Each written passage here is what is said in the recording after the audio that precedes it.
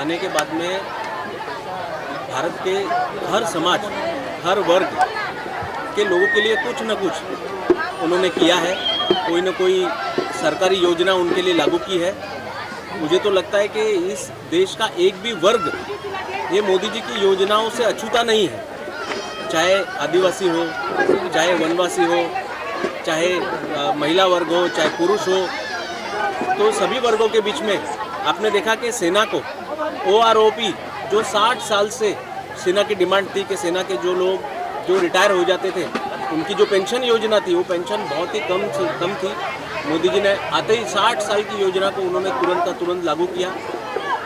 अभी जो किसान बिल जो उन्होंने पारित किया है, जिसके खिलाफ ये सारे लोग इकट्ठा हुए हैं, सिर्फ इसीलिए इकट्ठा हो गए हैं कि जिस दिन किसान को पता लग जाएगा कि मोदी जी ने उन्हें क्या गिफ्ट किया है, उस दिन किसान उनके मुरीद हो जाएंगे। और उस दिन किसान को ऐसा लगेगा कि जैसे सचमुच में वो गुलामी से आज़ाद हुए हैं।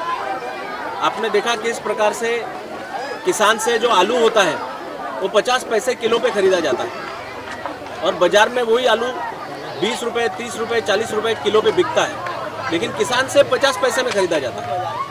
आपने देखा कि 2 लाख से ज़्यादा किसान ने 60 साल में आत्महत्या की है। बड़े पैमाने पर आप ग्रामीण भागों में चले जाएं तो किसान के परिवार को कोई सुरक्षा कवर नहीं था आज तक। किसान का परिवार तो जैसे ऐसा लगता था कि उससे ज़्यादा तो जानवरों की सुरक्षा होती है। लेकिन मोदी जी ने एक फुल फ्लेज कानून लेकर आया। ये लोग किसानों को बरगला रहे हैं कि इनकी ज़मीन छीन ली जाएगी, जबकि आपको मैं बताऊं, सबको पता है एक फिल्म आई थी आज़ादी के बाद 2 बीघा ज़मीन, और बलराज साहनी उसमें हीरो था, और पूरी फिल्म में अपनी 2 बीघा ज़मीन साहूकार से बचाने के लिए किस तरह की लड़ाई उन्होंने अपने जीवन में लड़ी, और अंत में बलराज साहनी को अपनी जान दे करके उस लड़ाई में हार जाना पड़ता है। तो मोदी जी के राज में वही बलराज साहनी, वही किसान जीत गया है, क्योंकि अब अगर वो किसी से भी पैसा लेगा रहेगी तो उनके घरेलू बहुत सारी चीज़ों की समस्या अपने आप दूर हो जाएगी। हमारे श्रीमद् भागवत में कथा में लिखा है कि कलयुग के जो कलयुग है, संघेय शक्ति कलयुग है, मतलब कलयुग में जो इकट्ठा रहेगा, जो कलयुग में एक होकर के रहेगा, जो कलयुग में जितने ज़्यादा लोगों के बीच रहेगा वही सुरक्षित रहेगा।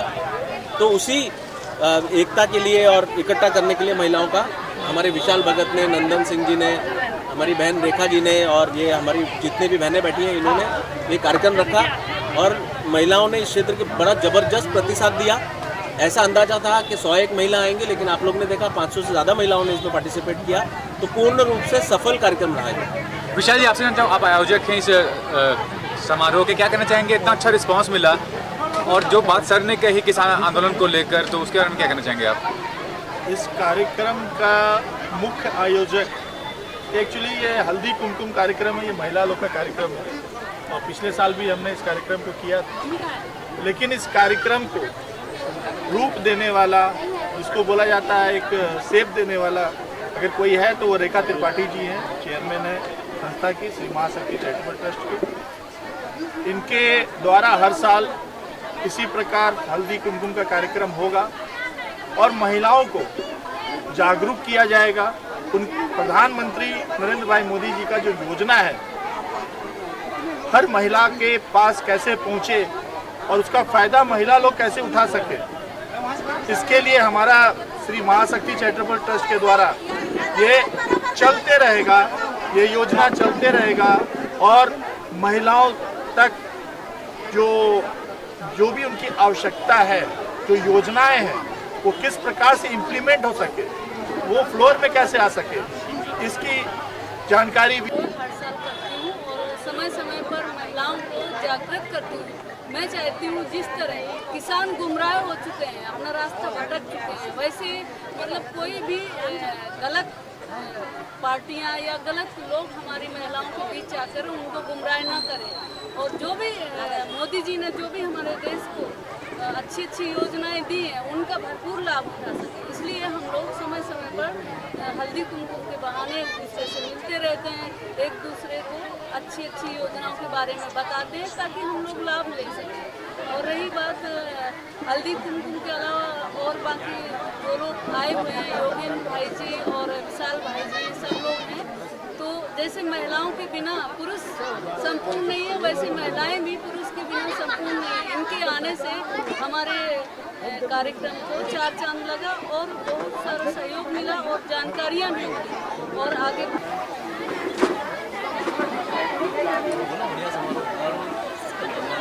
महिलाएं बहुत अच्छी संख्या में आई, बहुत बढ़िया समारोह था। मोदी जी की योजनाएं सब अपनी महिलाओं के बीच में पहुंची। को बहुत बहुत बधाई देती हूँ और ऐसे ही हमारी महिला शक्ति, नारी शक्ति, दुर्गा रूपनी सब आगे बढ़े और हमारे प्रधानमंत्री मोदी जी को भी मैं धन्यवाद करती हूँ क्योंकि उन्होंने भी पहले नारी शक्ति को ही अपनाया है तो आज वो ऊंचे शिखर पे पहुंचे। इसी प्रकार ये मड में भी मैंने यही देखा, विशाल ने भी और उनकी टीम ने, नंदन जी और जो भी त्रिपाठी मैडम है, सभी लोगों ने महिला शक्ति को आगे बढ़ाया है। तो मैं ये चाहती हूँ कि वो भी उसी शिखर पे वो जरूर पहुँचेंगे। देखिए, एक घर से लेके देश चलाने तक आज निर्मला सीतारमण जी जब हमारे मुंबई आई थी तो अधिक से अधिक संख्या में हम महिलाएं वहां पर पहुंची थी और उनका भव्य स्वागत हुआ है। उसी तरह मैंने देखा है जब भी कोई कार्यक्रम की रूपरेखा बनती है तो उसमें हमारी महिला शक्ति जिंदाबाद हमेशा उस कार्यक्रम को सफल बनाती है और अधिक से अधिक मात्रा में उपस्थित होकर वो इसलिए आती है ना कि वहाँ पे कुछ ऐसा छोटा मोटा कुछ ओकेजन होना है, बल्कि उनके अंदर जो वो मैं भावना देखती हूँ कि कोई चीज़ आई है तो उसको ज़मीन पर कैसे उतारना है। इतनी सारी योजनाएं तो आ रही है पर उनको उनके बारे में नॉलेज नहीं है, तो उन योजनाओं को उन महिलाओं तक पहुँचाते हुए हमें। आप देख रहे हैं सक्षम न्यूज इंडिया, सबसे पहले सबसे तेज।